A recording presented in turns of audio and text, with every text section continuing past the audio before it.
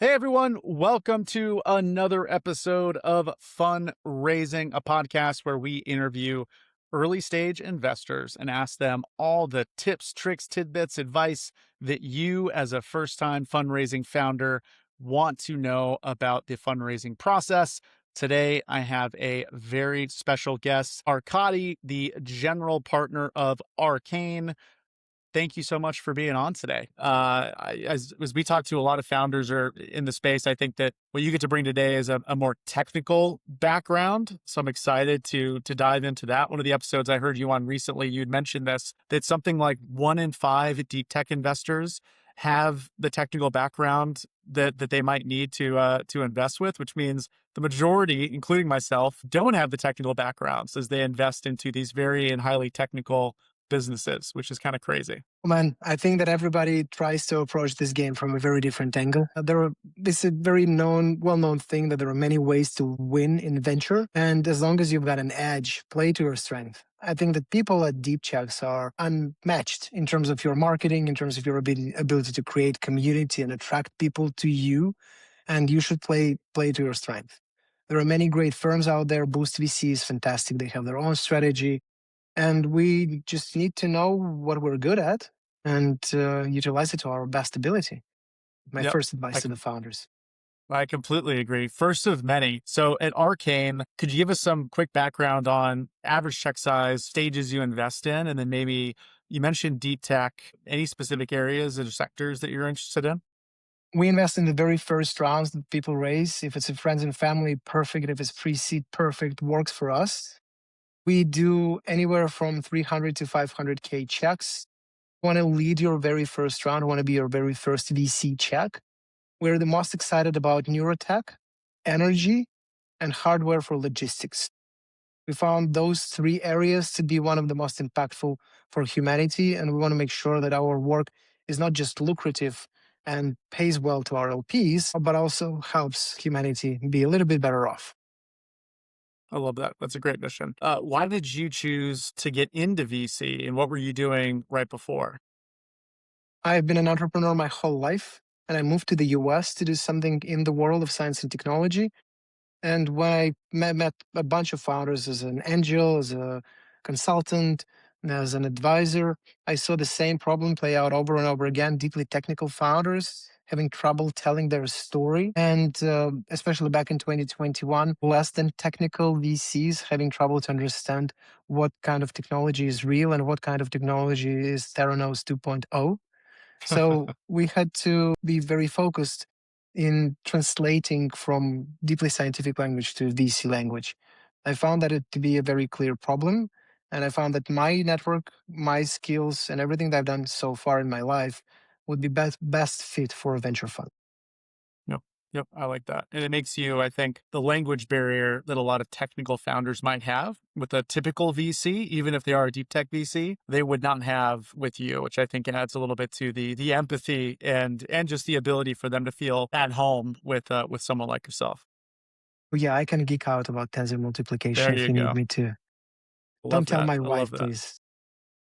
Yeah, not in the house, not in the house. One of the other questions we have founders ask is, what is your favorite part about the job and what is your least favorite part about the job?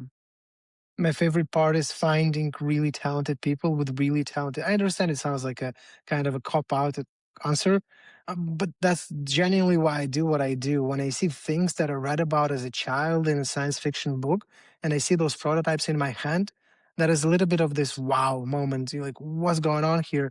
Is it really happening to me? So when you encounter these very very advanced technologies and people who can make them real, this is very exciting. My least favorite part is probably paperwork and compliance and K1s and stuff that you have Yeah, to do every year as a VC. it is very Boring. boring. It Yes, is. yeah, it's definitely, and it's because the highs are so high. The admin and clerical work feels like a very low for sure. I try to kind of spread it across these weeks, like half an hour every day. It's like a very nasty workout. Whichever kind of workout you don't like, whether it's a leg day or arms day, that's this Hmm. thing for me. It's funny, Julian Spiro, who made the introduction to us, and I know we both worked with before, he and I used to do these where we would have meetings that we would schedule together to do these things together. So anything that we didn't want to do that particular week or month, we would schedule co-working sessions together, and then we would use that time to just do it together on there. Because sometimes you need that to get through those things. That's smart. No, no. What is something that you wish founders better understood about maybe the life of a VC, if only to maybe give them a sneak behind the curtain that would help them in the fundraising process in some way? The strategy and the process of the VC. I think one of the biggest thing in fundraising in general that is true for both the founders and the VCs who raise their own funds is that you really want to do your homework really well as early as possible, because you will either find yourself in a world of love and joy and everything is fantastic when you work with your potential investor. You know who you need to target, you know how to address them, you know what kind of things they're looking for, and then you're happy, they're happy, everybody's full of joy. Or you will be pitching yourself to people who have no idea what you're doing, who have no interest in what you're doing, and who will never become your investor in the first place. Do your homework, understand every particular VC, every particular investor from the first principles, who they are, why they do what they do, how they do what they do. Last question before we go into the fundraising process itself. Why should founders pick you and or Arkane to be on their cap table? We already talked a little bit about maybe that technical background. I'm assuming that should be in there. What other pieces maybe should founders consider? I care about the same things they care about. I want to fix the same problems that they want to fix. And I can be a great translator from their deeply technical mindset. It's not just about vocabulary, it's about how you talk, how you present yourself, what do you talk about. I can be a great translator from this technical, very academia mindset to a more of an entrepreneur mindset, because I've done both. And I think that the translation you can then have on the VC side as well is going to be invaluable as they continue to raise more capital or even just communicate and give updates to VCs, because you know what VCs are looking for and can help them translate that as well. Exactly. Yes. All right, let's jump into the fundraising process. We split it up into three different pieces. The first is just getting in the room. A lot of folks listening to this, they may not have the network or the Rolodex of VCs that they can just jump right in with. So the point of this segment is to hopefully give them some tangible advice that they can then use to get in front of VCs to hopefully present their memo or their pitch deck and then go into the later stages of the fundraising process. Any advice that you would give founders as they're maybe building up that list of VCs to reach out to? We see a lot of founders that go immediately at the top and they think, I need to send some cold emails to Andreessen and Sequoia and Khosla, which maybe that works. And maybe it's not saying you shouldn't do that. But what advice would you give founders at the very beginning of that journey and trying to build the list of who to reach out to? It would be a very good idea to have at least three different tiers, ideally four different tiers of VCs that you can talk to. I would go with the tier number one, tier number zero even, is your friendly VCs, no matter if they invest in your area or not, just to show them the pitch deck, just to do some role play with them. Try to get as much feedback on how you tell your story, how you speak about what you're doing, those kind of things. There would be tier one VCs that you are ready to burn through because you're going to burn through some of them. So maybe some of the VCs that you don't necessarily need in your fundraise, need in your round, but you would love to have them, but it's okay if you don't really succeed. And then I would go for the next tier that would be your best pick. And the final tier would be your second best pick. I would try to go this way. I love that. I've never heard it broken down that way. So the reason you're doing that is because you want to be able to almost like perfect your pitch and your deck, get the feedback that you need without damaging necessarily some of the reputation with the investors that you do want capital from. So I like Exactly. that a lot. But I like the idea of, for the tier three, the second to last one, targeting the people that you really, really do want to have on that cap table. And then if you don't land those, then you can go to your second choice and then probably third choice and fourth choice from there. Yes, yes. A lot of people, as you said, just go for reasons of the world. And I'm like, okay, good. What if they say no? You start off your fundraising with a lot of pain and a lot of grief. Is it really worth it? Are you really happy when you do this? Those are the questions I would ask myself if I were doing this. Yep, yep, I agree. What are some of the things, let's say, if you are getting either what maybe it's a warm introduction or even just some cold email sent to you before you open the pitch deck, is there something that you are looking for in the forwardable email, or I like to call them the blurb? What are you looking for in those initial outreaches to get you excited about even getting to the deck? When it comes to cold emails, the most important thing that I'm looking for is to understand if those people did their homework. If it's some kind of an email like, "Hello, team, I want you to look at my deck about cryptocurrency," like we don't invest in crypto, like, "Oh, or this new SaaS platform, we don't do software." So when I see that people have not done any of their homework, that's already a big turn off.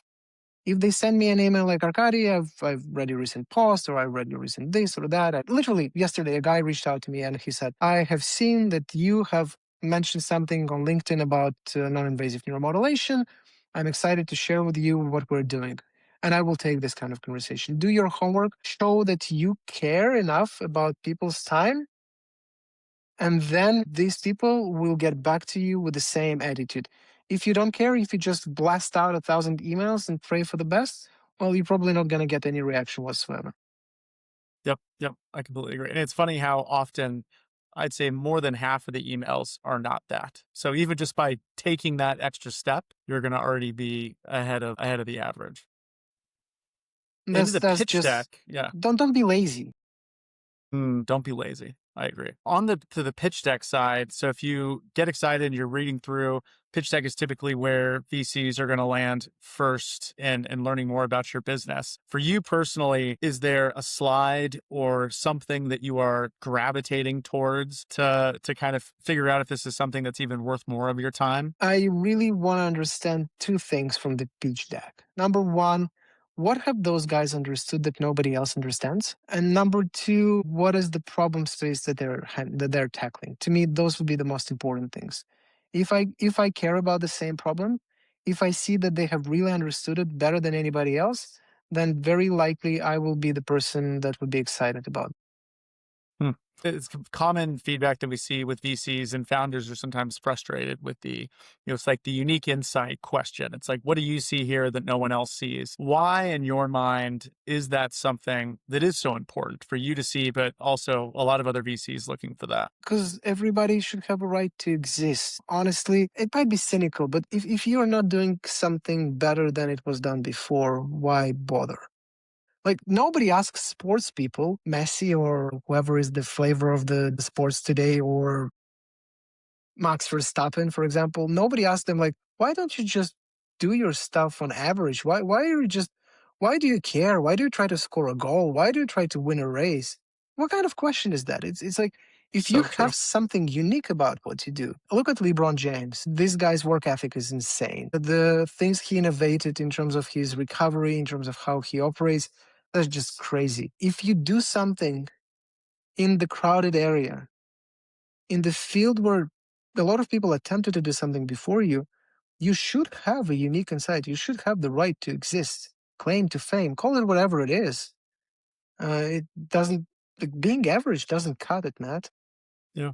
Yep. Yep. And own it, and don't be afraid to share it, because we do see a lot of founders that are overly humble, I would say, in the way they do that. On the flip side, is there a slide that you think founders maybe spend too much time on, and maybe it's in their pitch in general, that either you and or you think a lot of VCs actually don't care about as much? Petition. Hmm. You're A saying lot that's of one that people. they spend too much time on their competition. I think that, like, I don't care for having a competition slide in the deck in the first place. Especially when we're talking about the early stage startups, pre-seed, friends and family, competition will change so many times over the next couple of years that in my opinion it is kind of a waste of time for the founder to even try building this. And on top of that stuff, I always show my founders comparison between a rock and an iPhone. And like, rock has all of those green ticks and iPhone has all of the red crosses next to it. It's so easy to represent your product in such a way that it looks so much better than existing competition. Another fallacy is this kind of 2 by 2 quadrant of whatever product properties, and they're of course in the top right corner. They're amazing, they're fantastic. But the thing is, they're Yeah. talking about something that will be there in 5 years, and all the competition is static picture from today. Do you think that all of your competition is going to stay there? Seriously? Like, why? I don't think that competition makes any sense. And there is a lot of research about that, that in the earliest stages of the company, earliest years of the company, the main reasons company die is because of the execution failure and because of just bad execution more than anything else, not competition. Yep. Yep. I completely agree. All right. Let's say that they've gotten you excited enough and you're going into that first initial meeting with the founder. Typically, it could be the one and only time that you get to meet with this VC. So it's always important to leave a good impression. What are you looking for in that initial meeting with the founder? Honesty and clarity. I look for the person who is honest with themselves. I look for the person who can be honest with me. I don't need the founder to have all the answers from the get go. I don't need the founder to know it all from the very first minute that they meet me. What I need is their honesty, humility. And if they don't know something, that's okay. We can figure it out. But if they're lying through their teeth or they're telling me things that are not there, then the trust goes away immediately and there is no coming back from that. From a like a technical perspective in that initial meeting, are you looking for are they walking through the pitch deck? Are they trying to explain the technology? Does it just depend, or what is the topics of conversation that you typically like to go through in those initial meetings? I'm a very idiosyncratic person in that particular regards. I always have a rubricated set of questions. So I go mainly through blockers. It could be the valuation of the round. It could be if the technology is proprietary. It could be their understanding of the market. So I have my own set of questions. What I'm trying to get through the first meeting is to understand if there is some business to be done in principle between me and those people. And if there is none, then let's not waste each other's time. So I'm trying to go through all the biggest deal breakers as early as I can in the process. Yep. Is there any red flags that come through? So maybe not just the opposite of what you meant and clarity or honesty, but any other mistakes maybe that you see founders make in these initial meetings that they should try to avoid? I do not assume the role of the judge of how they conduct themselves or how they behave themselves. I do not judge them. A lot of people go into those meetings very nervous. They're stumbling on words. They are clearly shaking. I'm trying to hold space for them as much as I can because it's not my place to be the judge of their performance ability on the stage and talking to the crowd using the right voice and the right hand movement. All of that is BS. What I'm looking for is the person who is passionate about their problem, who's passionate about the solution that they found, who can have a normal conversation. I always read the deck before I meet the person. I always go with a very specific subset of questions after reading this deck. And to me, what's important is that people don't just jump into the pitch mode and try to sell stuff to me. Probably one of the biggest red flags, and it's not a mistake, it's a personality thing. I would ask a question, and the person's like, I'm going to answer that. But before, and there was like 15 sentences that have nothing to do with what I need to understand right now. And I'm like, how is that relationship going to work in the future if we already cannot understand each other? Yep. Yep. I agree. It's a dance that kind of goes through in that initial meeting as well. You need to be able to ebb and flow, and you don't want to necessarily take control the whole time. You need to have a normal human conversation because at the end of the day, VC is just another human in front of you. It's not some kind of a demigod or something that you need to be afraid of and then expect them to judge you like a tool who does. Come on. It is true though, and I think even with founders that we've already invested in and you have good relationships with, you can still feel a little bit of that. Fear is not the right word. They're not necessarily afraid of us, but there is this sense of, not wanting to disappoint and needing to impress and constantly show everything is great and positive. And that does carry into that first meeting where you mentioned earlier, they're a little bit shaky and nervous and they go into these panic modes of just, talking really fast and presenting really fast. You need to be able to slow down and have a conversation. But it's so visible though. It's so clearly visible and so painfully obvious when these things happen. Yep. What are some of the questions that you think founders should ask VCs, if any, in these initial calls? Not because you're looking at it as like a checkbox of, oh, I'm glad they asked that question. That's a check, but more so that they can take ownership of the meeting for themselves and the process for themselves. I think it's critically important to understand if the VC in front of you can do business with you or not. I think that you need to understand their strategy. Ask them point blank, do you invest in this at these stages? Do you invest at those valuations? How many checks do you plan to write this year? How many checks have you already written this year? Because if you're meeting somebody in June and they're like, yeah, we're doing 12 checks a year in this area and we've done 11, you understand your chances. Prioritize your time accordingly. If their strategy makes sense, try to understand the process. So this is the qualification call. What happens next? Who do I need to talk to? Do you need my deck? Do you need my data room? What exactly do you need to understand? Is there a questionnaire of sorts that I can go through? What are the next steps? Drive the process respectfully. You don't have to push people around. Just understand how their process works and go ahead with this process. One of the other questions that we get a lot is whether or not they should be bringing their entire founding team onto that initial call. What are your thoughts on that? I am indifferent. Whatever works for Indifferent. them. No. Sometimes it works better in groups. Sometimes it works better one on one. I've never made any kind of decision based on how many people are on the call. They can bring their grandma for the love of God. I don't care. I like that. Maybe know what are your thoughts on advisors when advisors join the call? Again, I don't care who joins the call. I need to understand certain things. If their advisors are helpful in explaining those things, great, sure, okay. I'm not going to judge them. They can have so many reasons why they want this advisor on the call, from just being a little nervous with the fundraising down to actually thinking that maybe this advisor will become their first hire. Maybe they want to get this advisor involved deeper. Maybe they want to show some kind of grace to that advisor.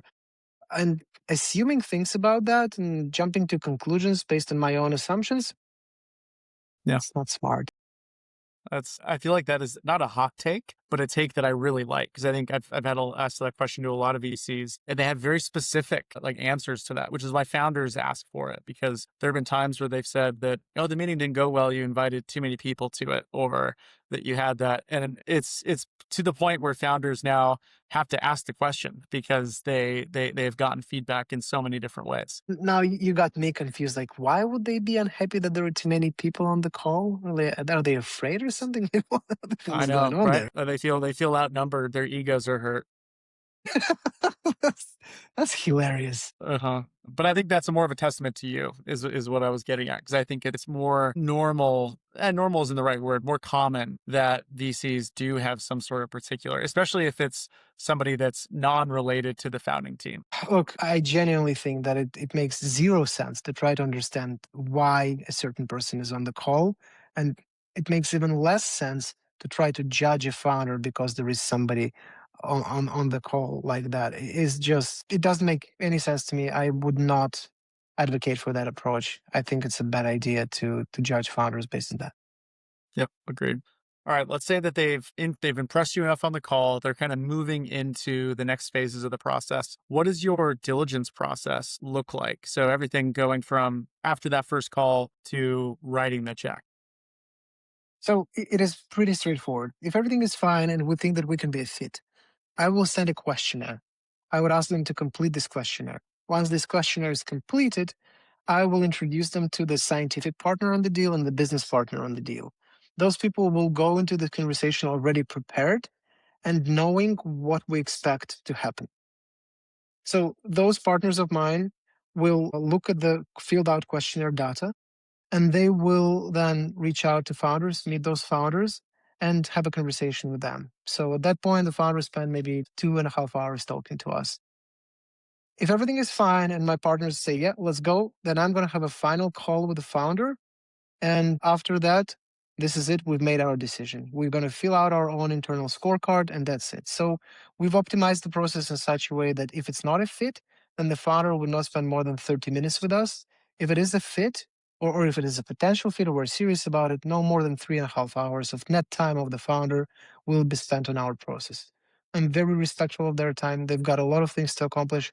Fundraising should not be the only or even the most important thing on their. That is exceptionally fast. Again, I think another testament to the way that you operate in this, because a lot of VCs, I think, will be much slower than 3 hours for sure. Okay, sure, but at that stage, when we're talking about early stage companies, I understand if you want to go for like Series A, Series B financing, when you have multiple years of audited financials and you need to be very, very thorough, and you Yeah, need to deploy an enormous amount of capital, like I don't know, tens or hundreds of millions of dollars. Sure, you want to be very diligent about that. We need to understand if technology is real, if the founder is real, if what we're underwriting is feasible. Why spend more time on that than necessary? yep. But I think what I'm thinking is not to put a time on it, like 3 hours or anything like that. But if a founder finds himself in a position where it feels like the process is taking much longer than it should, especially in those early stages, would that then be a red flag for the founder as it relates to even wanting to work with this VC? I don't know. It's for the founder to decide. I think that every founder should have, as I said, a clear understanding of the process. And if what has been said to them, what they know about the process is going sideways, and maybe it's a good signal that things are not going really well. It depends. Certain VCs will take a lot of time and will have multiple meetings one after another. That doesn't mean anything. That's just their process. With Yeah. other VCs, the same kind of a ongoing, like, I don't know, maybe yes, maybe no. Well, let's talk in a month, let's talk in a quarter. More usual than not, it's a signal of no interest rather than a signal of interest. Yep. Yep. It's a nice problem to have, but if a founder finds themselves in a position where they have maybe an abundance of choice, Paige, who we spoke about earlier from Behind Genius Ventures, mentioned this, which I thought was great. That it's sometimes interesting to see the way that founders act, behave, or make decisions when they are faced with abundance versus some sort of restriction. If they have multiple leads, if they have, multiple options to kind of fill out their round, what is some of the advice that you would give to founders and how to build out their cap table, or what they should over index on and maybe under index on in some areas? I don't know about under index. That's not my place to say what people should under index on. I actually wouldn't even think about that in that sense, in that kind of a vocabulary, if you wish. I think what they should over index on always is finding the best partners for what you're doing. This is the only critical thing. If you have the right people on your cap table, on your board, right people in general with you fighting for your case, then you have a good chance to win in this game. A very, very decent chance. If you are looking for people who will give you the biggest check or who are going to bring the biggest clout to your race, it's very likely that you will find yourself disappointed and unhappy. Look for Yeah, partners, don't look for money bags. That's how I would put this. I Sometimes think it's those a things, like, by the way, one very important thing, those things are not mutually exclusive. yeah, and sometimes if you can find those two together, it's a win win for sure. Yeah. That's what that's what ideally everybody wants. Yeah. But I think that people forget there's maybe two things in the fundraising process. One, I think a lot of founders go into it wanting to get it over with quickly. And that can sometimes be a mistake because they forget that although the fundraising process might be quick, you are going to have a long term relationship, an ongoing process with that VC for the remainder of your company's life. Yeah. Look for partners. Don't look for a check. This way, you are going to be happy in the long run. If you're just looking for a check, well, you know how those stories go. And then they go and they all tell the sob stories about how this guy pushed me out of my own company and blah blah. You don't want to have that. Be smart about people who you allow in your life and that who you allow in your business. Yep. It's it's very important. Like people, a lot of advice around VC is the same advice I would give to people who start dating. You might be really, really impressed by the looks of a certain individual. Like, oh my God, he or she looks ABCD, amazing, everything that I want. You are not, if it's a fling, sure.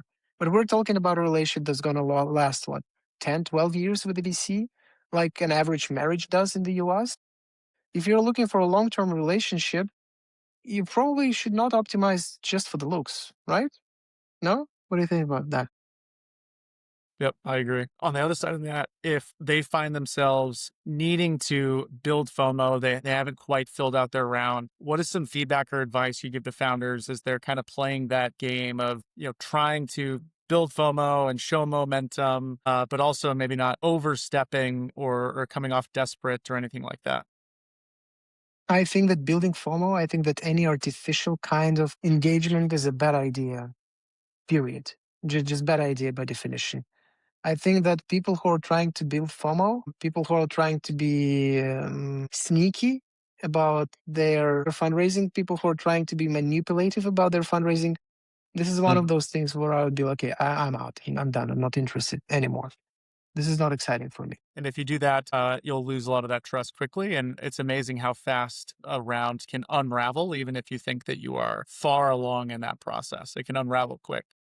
Man, look, even the best investors in the world fall victims to those plays. The situation with FTX, right? It's a well-known story that he was playing League of Legends or something like that on the investors' calls. And everybody's like, oh my God, this guy's playing a video game and talking to us. He's so smart. He can multitask and everything. Yeah.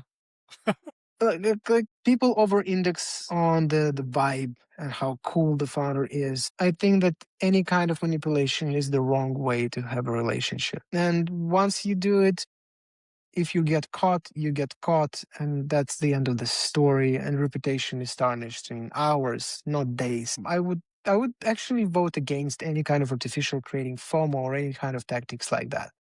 I think it hurts everybody in process, can hurt you much more in the future. Don't try to cheat your way through this life in general. I think it's a very bad idea. I think that's great advice.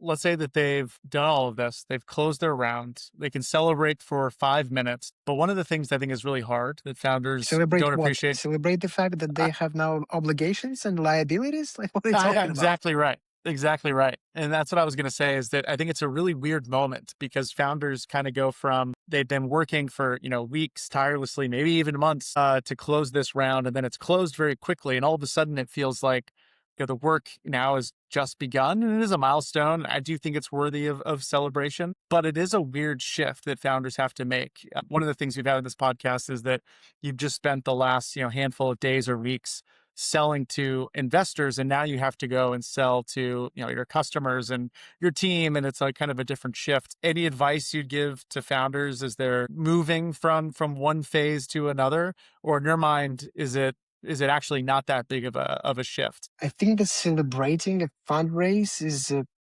kind of weird thing to do because, okay, let's take a step back. There are three sources of money in your business: revenue, debt, and equity financing, equity funding. Revenue is the best one. If you can get to revenue without any external funding, go get this done. Really, don't care about anything else. Just get this done.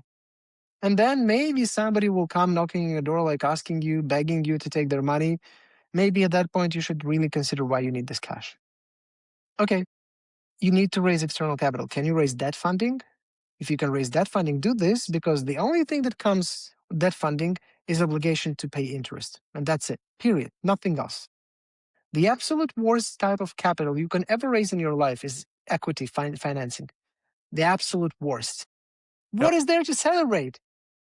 Yeah. You just found a way to put a The lot of worst liability on your option. Yeah. shoulders. Yes. Yeah. What are you celebrating? Oh, I just got some money in the bank account. Okay, now go get shit done, dude.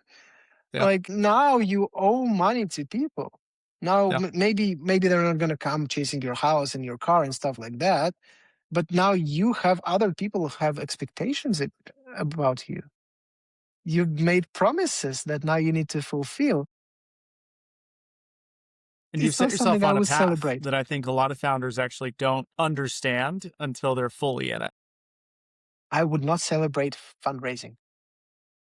I love that. It's actually, that's a rare take. I have that same take. So it's nice talking with somebody with the same opinion because I always joke that I try to convince people way more often than not to not raise venture capital, even though that's my job, than it is to raise venture capital for sure.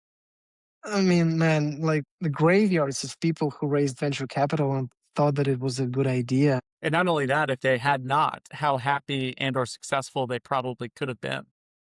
Exactly. Exactly. There is so many ways to build a successful business. Venture capital is not the only one, and it's not the best one. They have their own, like VCs have their own expectations about how you should run your company, what targets you should hit, etc. It's a pretty specific box you put yourself into. Yep. Yep.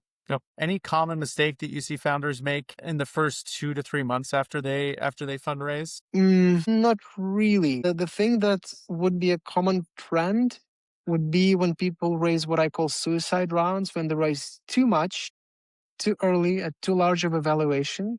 And then they think that the money will never run out. And it's a little bit akin to the problems of young athletes who get huge contracts with the NFL or NBA, and they think that money never run out, and then they have a knee injury and boom, everything goes out, and they just spend money on watches and cars and unnecessary stuff. And in the world of business, it can be hiring people too soon, spending money on marketing that was unnecessary without any proof that the product works, spending money on sales without any proof that it works, iterating on the product indefinitely. Every single mistake is going to be different. The only overarching topic would be just burning cash too fast just because you have it. Put it in the treasury's account, and everything that you can put in the treasury's account, and behave as if you never raised anything. Just be very cautious with how you spend cash. Yep. I like that. What are some of the more common reasons that you see startups fail? Is it that they just ran out of money? Any other things that founders can look for in those early days that they can maybe try to avoid in the long run? Look, saying that the company failed because it ran out of money is saying that the patient died because his heart stopped.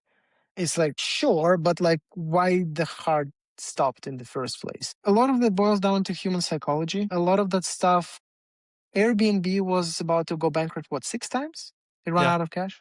6 times. And look at where they are right now. How many founders do you know who would give up after bankruptcy number three? Maybe one, Number one, two. I mean, like maybe a founder can persevere one bankruptcy, maybe two. For a lot of them, number three would be like, yeah, universe is trying to tell me something. I'm done. I'm out of here. Execution mistakes, founder psychology. Those are the most common factors. Unfortunately, sometimes life throws stuff at people, like death of a relative and an unexpected divorce and things like that. That can just add on top of all the pressure, and people just psychologically fold. And they're like, I'm done. I don't care about anything anymore. Psychology of founders and lack of resilience, lack of drive. This is something that burns way more company than expected, and founders quarrels. That's for sure. you just kind of hinted at the fact that we joke as VCs, and not joke, but we talk about how we're betting on founders in the beginning of a 10-year plus journey. Not only does the company and all the variables there have to go as planned or better, but these folks are still human beings and they have personal lives and things to live as well that can also play into how their businesses ultimately do too. And that is sometimes very painful. I don't think we should discount that. No, definitely Things not. those things can come from such an unexpected angle and hurt so deeply and in such a profound manner. That's one of the big risks of venture capital in general. You as a VC have no way of hedging yourself against that kind of situation. There is nothing you can do, like literally nothing you can do, with the founder catching some unexpected edge with their spouse or their family. Like, there is no way you can hedge yourself against that. All right, we're cut up on the end here. I want to end on a positive note. Any Let's do this. positive piece of feedback, advice, motivation that you would give to founders out there that are at the beginning of this journey? You're not alone. There are a lot of people who are going through the same thing right now. There are a lot of founders. Every single success story that you've heard about, Elon Musk's and Steve Jobs and Bill Gates and any other person that you poster of whose is on your wall, they all went through trials and tribulations. They all had very, very deep moments of despair and sorrow, and they still persevered. You're not alone. Talk to your friends, talk to your investors, talk to your partners. Dig yourself out of this hole whenever you find yourself in that hole, and keep on walking further. You will win if you persevere. Only you can say no to your dreams. There we go. That's perfect. I love that. Thank you so much for being on today. I truly mean that. I think your advice on this was some of the best. This was a great episode. Thank Yeah, I you appreciate you, man. for being on today. This was lovely. I really appreciate you hosting me today. And let me know if you need any more hot takes in the future. Would love to join again. Or maybe we'll start a merch store with some of the quotes too. I'm down for that as well. Yeah, I'll send you the address for royalties. There we go. There we go. Thank you. We'll chat again soon. Bye. Pitch pass, iterated fast. Story beats data when the storyline's fast. Vision's the ignition, but the numbers steer the ride.